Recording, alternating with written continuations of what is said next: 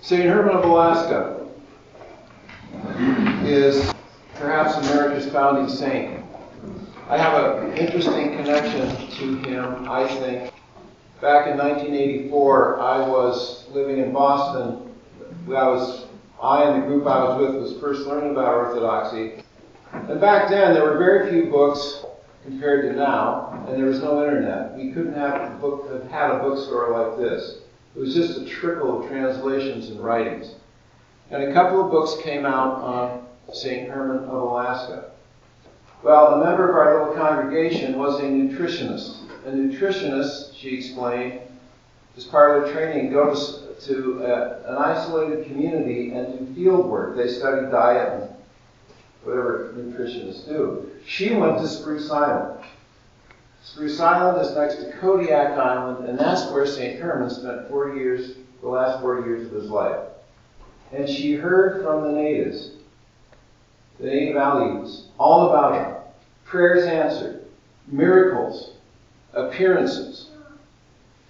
And then 10, 20 years later, here she is reading about him in the books. This was the same man that she had heard about. This is the closest I've come to the oral transmission, living memory in an isolated community. But this saint was alive for these people.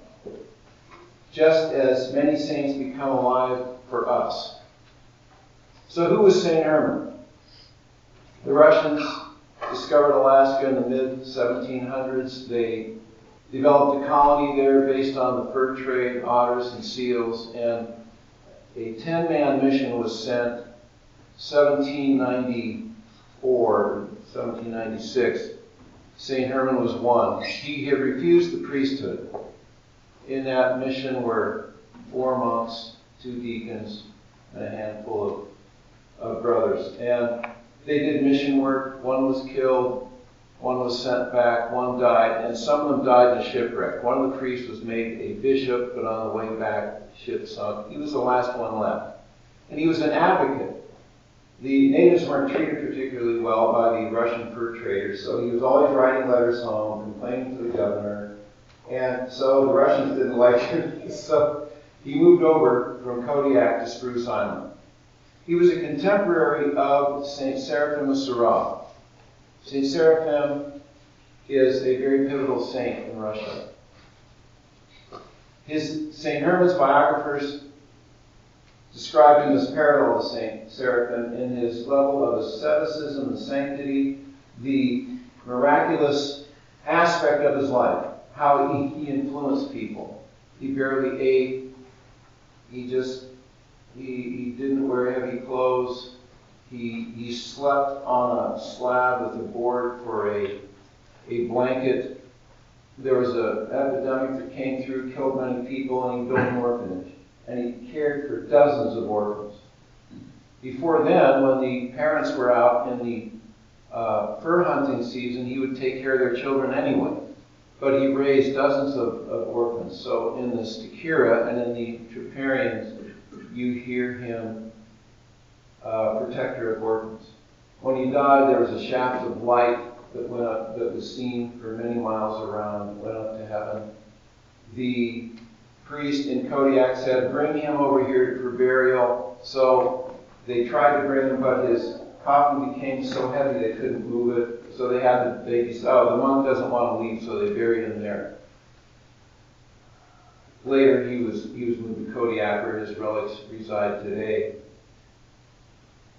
On Spruce Island, there's a chapel where his original chapel stood, and there's a spring that he got his water from, St. Herman's Spring. There are pilgrimages every year in August when the weather's the best, and there's a feast day to St. Herman's, his glorification date, and many people come and they bottle the water from the spring, they take soil from the grave, and the number of miracles from his prayers and from the water and the soil are in the hundreds, including appearances. And looking it up this morning, I found a miracle from 2018 that I hadn't heard before.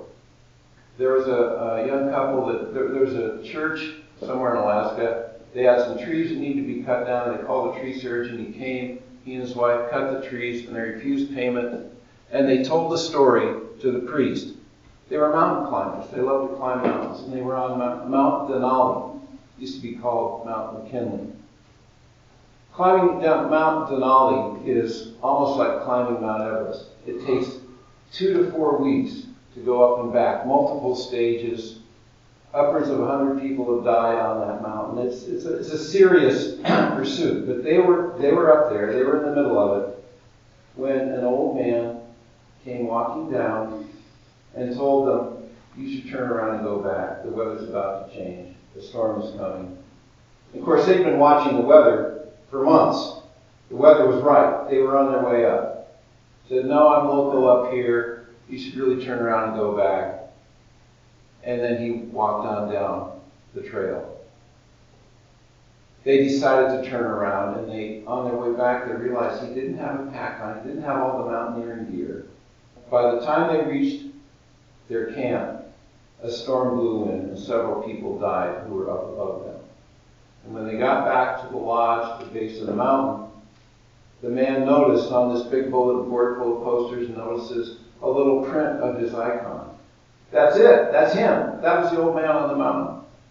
And he asked somebody at the lodge, "What is that?" "Oh, that's St Herman of Alaska." So when they got home, they looked him up. They weren't even Orthodox. When they went and cut the trees for the church, they refused payment, and they came in and venerated the icon of St Herman. So he planted the flag of Orthodoxy on American soil. And he's close to us. That's our St Herman of Alaska.